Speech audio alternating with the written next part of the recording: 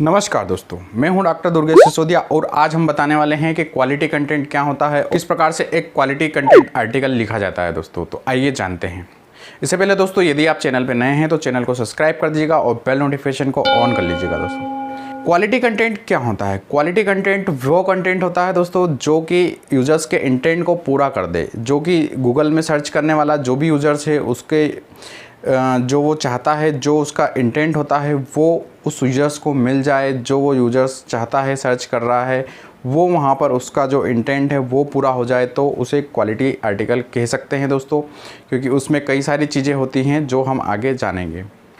Quality article किस प्रकार से लिखा जाता है दोस्तों? क्वालिटी आर्टिकल लिखने के लिए कई सारे चीज़ें होती हैं जिनका ध्यान रखना बहुत ज़्यादा ज़रूरी होता है। मान लीजिए कि हमने कोई आर्टिकल लिखा है और उसको हमने डायरेक्ट पब्लिश कर दिया विदाउट रिसर्च के, तो वो एक क्वालिटी कंटेंट नहीं माना जाएगा और वो रैंक भी नहीं करेगा दोस्तों।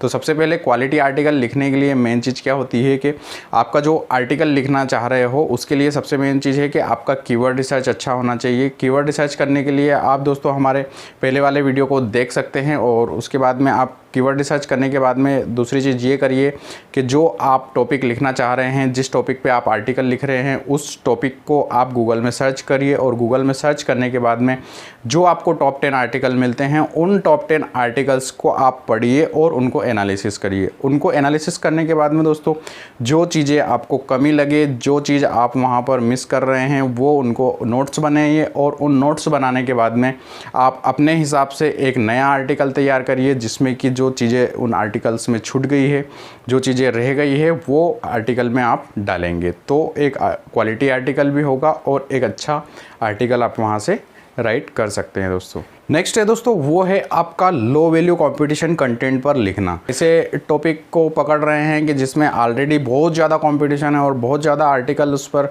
गूगल पर रैंक हो रहे हैं, उन टॉपिक्स को चुनना काफ़ी ज़्यादा नुकसानदेह हो सकता है दोस्तों। तो आप ऐसे टॉपिक्स चुनिए जो गूगल पर कम हो और जिनके आर्टिकल बहुत कम मात्रा में लिखे गए हों दोस्तों। तो इसके लिए हम क्या करेंगे कि गूगल पे जो हमारी निश है उससे रिलेटेड हम सर्च करेंगे और वहाँ पर देखेंगे कि उससे रिलेटेड कितने आर्टिकल वहाँ पर दिख रहे हैं और कितने आर्टिकल वहाँ पर लिखे गए हैं। तो गूगल में जाइए और गूगल में जाके आप सर्च करिए कि उस जो आपकी निश है उससे रिलेटेड टॉपिक पे आपके कितने आर्टिकल वहाँ पर रैंक हो रहे हैं। तो उसके बाद में आप आर्टिकल लिखना शुरू करिए दोस्तों।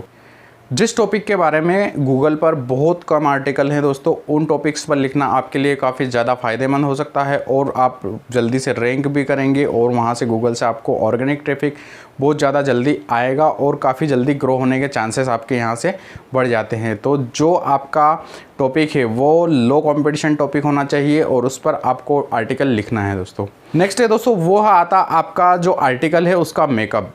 तो मेकअप का मतलब यहाँ पर वो वाला मेकअप नहीं है दोस्तों। यहाँ पर मेकअप का मतलब ये है कि जो आपका आर्टिकल है वो उसका डिज़ाइन किस प्रकार से होना चाहिए, वो उसका डिज़ाइन आपको यूनिक डिज़ाइन देना है, क्योंकि जो आपने फर्स्ट स्टेप में किया है कि जो आर्टिकल है उनको पढ़ा है तो उनमें क्या क्या चीज़ें आप हो सकती है, क्या क्या चीज़ें वहाँ पर इमेजेस डाल सकते हैं, किस प्रकार के आप हेडिंग्स रख सकते हैं और किस प्रकार के सब हेडिंग्स रख सकते हैं। तो आप खुद एनालाइज करिए और उसमें काफ़ी अच्छे हेडिंग्स और सब हेडिंग्स का कॉम्बिनेशन होना चाहिए दोस्तों, जिसमें कि आप इमेजेस ऐसी डालें दोस्तों कि जिसमें कि आपको भी लगे कि वो रिलेवेंट इमेज है या आप खुद से अपने कैनवा से बना सकते हैं और वहाँ पर आप इंसर्ट कर सकते हैं। तो इस प्रकार से आप हेडिंग्स और सब हेडिंग्स और इमेजेस डालकर उसका मेकअप कर सकते हैं, जो कि काफ़ी अच्छा लुक देता है। नेक्स्ट है दोस्तों, वो है आपका अपडेशन। अपडेशन से मतलब ये है कि मान लीजिए कोई आपने टॉपिक सिलेक्ट कर लिया है, उसके बाद में आपने उसको 4-6 महीने पहले आर्टिकल लिखा और उसमें कोई नया अपडेशन आ गया है या फिर उसमें कोई नई चीज़ आ गई है, तो वो आपको उसमें ऐड करना होगी दोस्तों। मान लीजिए कि आपने कंप्यूटर के ऊपर आर्टिकल लिखा और कंप्यूटर में नई जनरेशन्स आ गई है या फिर नए कुछ प्रोसेसर्स ऐसे हैं वो आ गए हैं, तो उसमें आपको उन चीज़ों के बारे में अपडेट करते रहना होगा दोस्तों, कि जिससे कि वो गूगल पर रैंक करते रहें और आपकी जो ऑथेंटिसिटी है वो बढ़ती रहे दोस्तों। तो आई थिंक दोस्तों आपको वीडियो अच्छा लगा होगा, तो वीडियो को लाइक और शेयर ज़रूर करिएगा और नए हैं चैनल पे तो चैनल को सब्सक्राइब कर दीजिएगा दोस्तों।